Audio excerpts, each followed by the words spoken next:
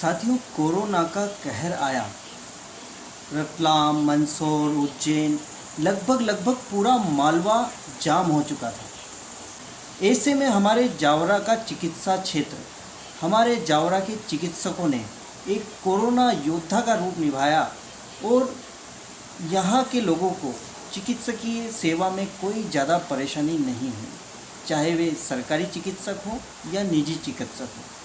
तो आज उन्हीं चिकित्सकों में से एक जावरा का जाना माना नाम senior doctor RN Mandwaria. Sir, आपको नमस्कार। पूर्व में सरकारी अस्पताल में सेवाएं दे चुके हैं और जावरा के सरकारी अस्पताल के प्रभारी भी रहे हैं।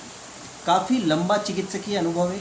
तो आज उनसे हम कुछ ऊर्जात्मक, प्रेरणात्मक मार्गदर्शन प्राप्त करते हैं। मैं सबसे पहले जानना चाहूँगा कि आप मूलतः कहाँ के रहने वाले हैं। और मूलतः मैं रामपुरा जिला मंदसौर के, अभी जो वर्तमान में जिला नीमच में है, वहाँ का रहने वाला हूँ। और वहीं से मैंने प्राथमिक शिक्षा वहीं से प्राप्त की और उसके बाद Indore medical college, NGM medical college से MBBS किया और जवाहरलाल नेहरू मेडिकल कॉलेज रायपुर से मैंने MD मेडिसिन में पोस्ट ग्रेजुएशन। यानी मालवा में ही आपका सारा शिक्षा दीक्षा और हाँ, यही का हुई। जी। तो सर, आपने MBBS करने के बाद में फर्स्ट ज्वाइनिंग आपकी कहाँ हुई? मेरी फर्स्ट ज्वाइनिंग बस्तर जिले में हुई। अच्छा, बस्तर, छत्तीसगढ़ में? हाँ, मेरे गृह नगर से करीब 2000 किलोमीटर दूर। तो आपने ज्वाइन किया वहाँ पे? हाँ, ज्वाइन किया। वहाँ पर 3 साल तक सेवाएं की। बस्तर में 3 साल सेवाएं?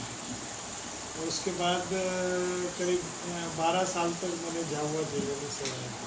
अच्छा। मेरा काफ़ी समय जो है सेवा का समय आदिवासी क्षेत्र में बीता। तो सर, वहाँ से फिर सीधे आप जावरा आए या? हाँ, मैं झाबुआ में अलीराजपुर और राणापुर में कार्यरत रहा और सन 1992 में मेरा राणापुर से जावरा स्थानांतर हुआ। तब से मैं यहीं अपनी सेवाएं दे रहा हूँ। शुरू के 12 साल करीब शासकीय चिकित्सालय में रहा। हाँ। उसके बाद मैं यहाँ पे अपने निजी क्लिनिक पे सेवाएं देता हूँ। हाँ, वो तो शासकीय सर्विस में जब 1972 में मैंने ज्वाइन किया था, तब मैं MBBS था और उसके 3 साल बाद मैंने MD किया 76 में। तो सर, आपने जो सरकारी अस्पताल का प्रभारी का दायित्व भी निभाया है। हाँ। तो सरकारी जो सेवा का अनुभव रहा वो कैसा रहा आपका? हाँ। और काफ़ी सीनियर डॉक्टर उस समय जावरा में आपके साथ में काम करते थे, उनके भी थोड़े से हमको आपके साथ में मेरा मानना है कि अगर चिकित्सक जो है सेवा भावना से कार्य करे और पैसे का लालच न रहे तो उसको किसी प्रकार की कोई तकलीफ नहीं है। मैंने जितने भी साल कार्य किया, मेरे को कभी कोई राजनीतिक दबाव सहन नहीं करना पड़ा और पब्लिक की तरफ से मेरे को हमेशा प्यार मिला। यानी सेवा को लक्ष्य रखते हुए जब आपने काम किया, हाँ, तो कोई दिक्कत नहीं। तो उस समय जब आप थे सर, तो यहाँ पे सारी सुविधाएं उपलब्ध थी, ऑपरेशन भी होते थे, या उस समय का क्या अनुभव है? उस समय क्या है कि मैन पावर ज़्यादा था। हाँ। सभी तरह के सभी विशेषज्ञ चिकित्सक उपलब्ध थे, इसलिए सब सेवाएं जारी थी। अगर विशेषज्ञ चिकित्सक उपलब्ध नहीं होते हैं, हाँ, तो सब सेवाएं नहीं दी जा सकती। ये एक टीम वर्क है। एक डॉक्टर या 2 डॉक्टर के सब ऑपरेशन भी कर देगा, सब कर देगा, सब वो नहीं होता है। उसमें सारा कुछ मेन पावर भी पूरा हो, इंफ्रास्ट्रक्चर हो, मेन पावर भी हो तो कार्य होता है। तो उसके बाद सर, आप जावरा में, आप जावरा आपका परिवार हो गया एक तरह से। हाँ, मैं जावरा का निवासी हो गया। हाँ।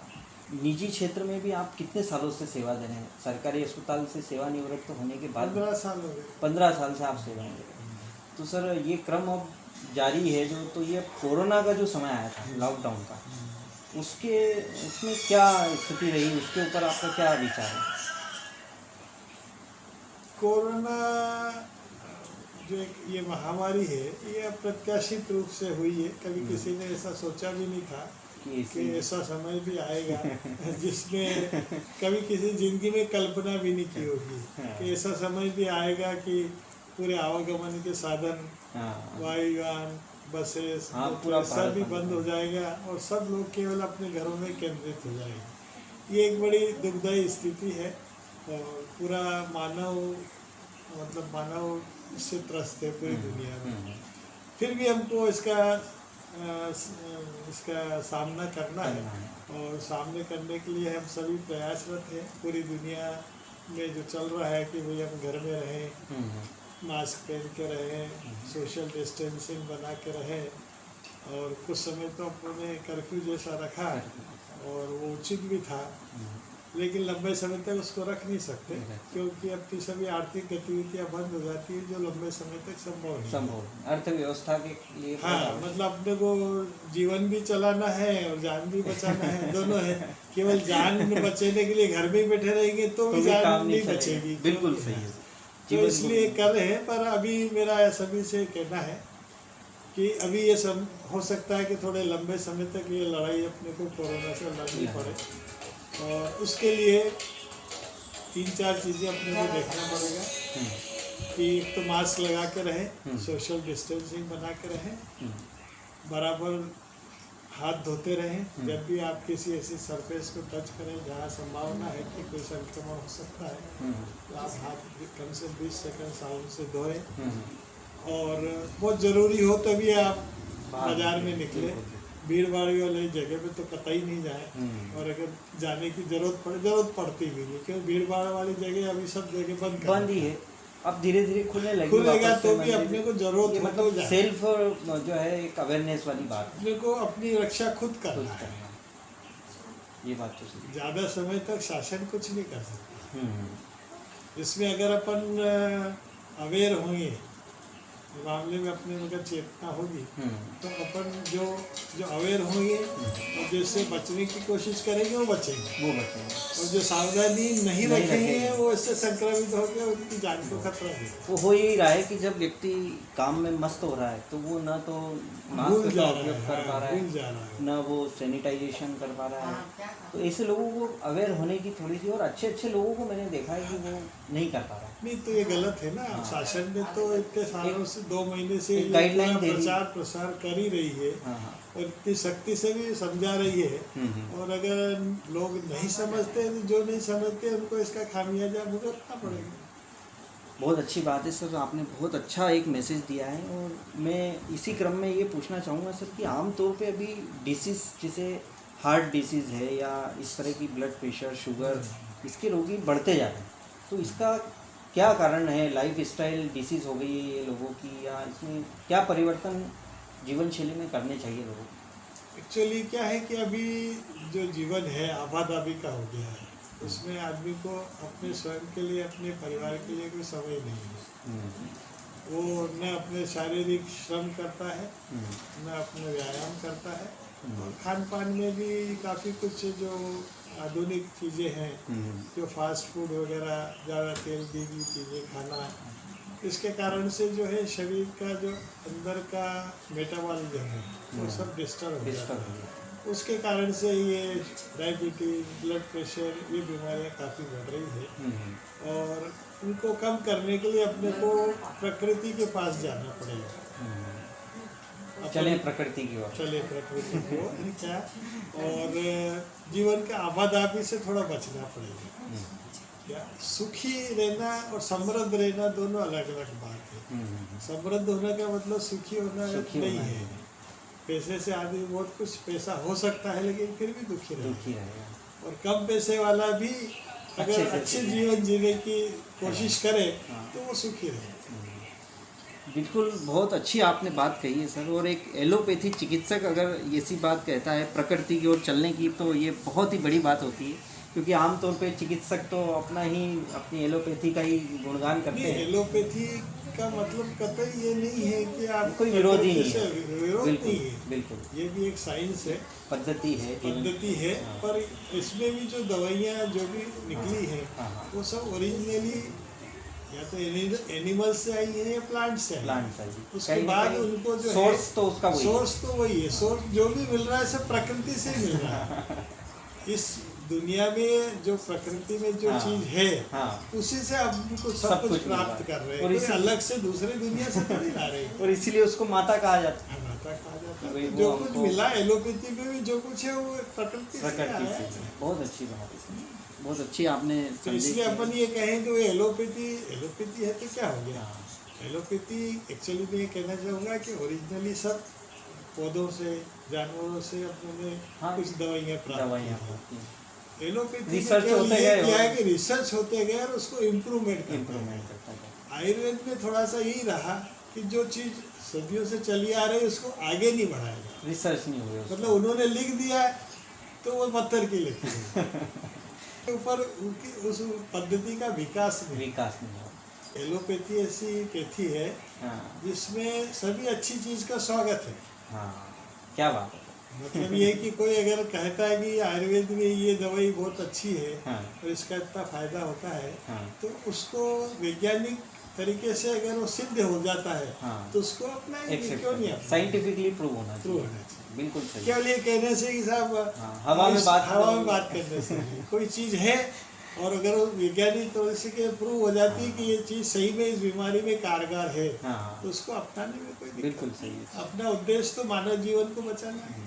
तो कहीं न कहीं लाइफ स्टाइल को सुधारना बहुत जरूरी है, क्योंकि कोरोना जैसे आगे भी और संकट हो सकता है। हाँ, इसके अलावा भी महामारियां तो आती आती रहेंगी हैं। क्योंकि तो सभी मतलब इस पृथ्वी पे जीवन है। हाँ। मानव शरीर के अलावा मानव के अलावा भी ये भी जीव है ये भी रहेंगे और अपने पर हमला भी कभी करते रहेंगे। सब चलता रहेगा। तो इसमें बस सेल्फ अवेयरनेस और ये प्रकृति योग का भी लोग नहीं, सहारा- योग का बहुत बड़ा रोल है। हम्म। मतलब मेरा ये कहना है कि योग और प्राणायाम से अपना शरीर मतलब ये भले ही बीमारियों होने के बाद इतना कारगर नहीं है तो अपना शरीर स्वस्थ रहेगा तो बीमारियां होगी नहीं। बिल्कुल। तो शरीर को स्वस्थ रखने के लिए हम्म। योग प्राणायाम अच्छा खान पान ये चीज़ें बेसिक है। नहीं, बहुत अच्छी बात है सर, आपने काफ़ी अच्छी बातें बताई। और जावरा से जुड़ी हुई और कोई आपकी ऐसी बातें जो आप बताना चाहें? नहीं, जावरा का मेरा अनुभव बहुत अच्छा रहा और मैंने यहाँ काफ़ी जावरा की जनता 28 भी साल आपसे- से मैं यहाँ सेवाएं दे रहा हूँ। मेरे को सही से बोलता हूँ, मेरे को कभी किसी जनता से राजनेता से या और किसी से मेरे को कभी कोई ऐसा दिक्कत नहीं आई। मेरा सभी ने मेरे को सहयोग दिया और मैंने भी ईमानदारी से काम किया, सेवा भाव से काम किया, इसलिए मेरे को कभी कोई दिक्कत नहीं। बहुत सही है सर, आपकी शैली ही ऐसी है कि आपको कोई परेशानी। तो निश्चित ही सर ने बिल्कुल सही बातें कही है। जावरा इनमें है और ये जावरा में है, ऐसा हम मान सकते हैं। तो सर ये लॉकडाउन का जो पीरियड रहा अब ये और बढ़ेगा घटेगा ये सब होगा, लेकिन अब कोरोना से बचाव के लिए तो वही बात है कि वही सेल्फ चीज़ें हैं, अपने को खुद को उसके लिए जो है सावधान रहना पड़ेगा और अपना बचाव अपने को खुद को करना पड़ेगा। तो मेरा जावरा वासियों से यही कहना है कि कोरोना के संबंध में जो भी एडवाइजरी जारी की गई है हाँ जो सभी जानते हैं हाँ लेकिन फॉलो नहीं करते, फॉलो में। तो मेरा अनुरोध है कि ये बहुत ज़रूरी है, हम्म। अन्यथा ये काफ़ी विकराल रूप भी ले सकता है हाँ और अपने को उसकी तकलीफ हो सकती हाँ, जो लापरवाह हैं उनके कारण जो सही जो- से जी रहे हैं हाँ, हाँ, वो भी उनको भी खतरे में हो खतरे जाएंगे ना, वो भी खतरे में हो जाएंगे। इसलिए जरूरी है कि ये करे और कोई बहुत बड़ी चीज़ नहीं है इसमें। जो चीज़ें 3-4 है हाँ। उसमें कोई पैसा नहीं लगता है, पैसा नहीं। उसमें कोई मेहनत नहीं लगती, उसमें कोई समय नहीं लगता। हम्म, केवल आपको उसकी आदत डाल हैबिट्स। हैबिट डालना है, उसमें कोई मेहनत नहीं लगना, पैसा नहीं लगना, समय नहीं लगना, कुछ नहीं लगना। केवल आप आदत डाल लो कि घर से निकले मास्क होना, इधर उधर आए हाथ धोना, सोशल डिस्टेंस से रखना, इसमें केवल एक आदत आपकी डल जाएगी। तो उसके एक आदत पड़ गई तो उसके बाद उसके लिए कोई विशेष कुछ करना नहीं। सारा खेल आदत का है ये असुर जो है, कोरोना असुर जो है वो हमारी आदत से हार सकता है। बहुत ही अच्छी बात सर ने कही है। और उसमें कोई मेहनत नहीं करना है, हाँ, कोई केवल अलग से आपको कोई दिमाग में ये रखना है कि हाँ भाई ये करना है, इससे अपन बच सकते हैं। हाँ, और उसकी आदत एक बार पड़ गई तो फिर आपको आदत ही हो गई, मतलब फिर कोई कोई दिक्कत दिक्कत ही नहीं है। नहीं बनी और कुछ उस का सोच भी नहीं रहे। उस समस्या का विकराल रूप विकरालता है उनको उसकी भयावहता का पता नहीं पता चलता। भी, फिर भी क्या है कि किसी किसी की मानसिकता लापरवाही की होती है। उनकी मानसिकता लापरवाही के सामने दिख रहा है कि ये गड्ढा है पर फिर भी उसमें जाएगा। और अपनी यहाँ ऐसी मानसिकता है जैसे हेलमेट पहनने की। हाँ, आज भी आदमी हेलमेट पहनने के लिए तैयार नहीं है, जबकि ये पता है कि हेलमेट अपनी सुरक्षा के लिए है, सही। फिर भी तैयार नहीं। ऐसे ही कोरोना के साथ भी कोरोना के साथ भी। और भविष्य में अगर ये बढ़ता है तो वो कारण यही रहेगा। यही है। तो निश्चित ही सही बात है कि सभी हम लोगों को जो है अपनी आदतों में ऐसी चीज़ों को जो 3-4 पॉइंट हैं जो मेन, उनको शामिल करना होगा, और ताकि हम इस कोरोना रूपी असुर को हरा सकें। क्योंकि अभी जो आपके यहाँ पेशेंट आते हैं उनके लिए आपने क्या सुरक्षा की व्यवस्था की है, थोड़ा सा उसके बारे में बताइए।